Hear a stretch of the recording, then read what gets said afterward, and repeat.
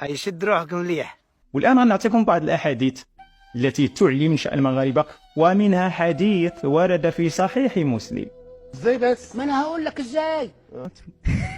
أخرجه مسلم في صحيحه عن سعد بن أبي وقاص أن رسول الله صلى الله عليه وسلم قال: لا يزال أهل المغرب ظاهرين على الحق حتى تقوم الساعة.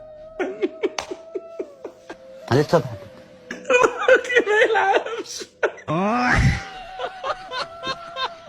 يعني كما قال النبي صلى الله عليه وسلم: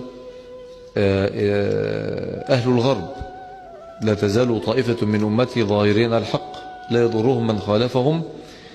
وهناك رواية هم أهل الغرب. شيخ الإسلام ابن تيمية والإمام السيوطي وغير واحد فسر إن أهل الغرب هم أهل الشام ومصر.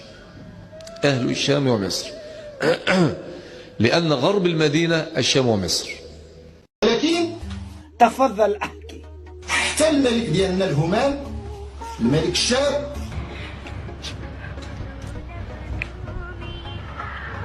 هيشد روحكم مليح. القدوس، يرحم باباك. مالا نروح. السلام،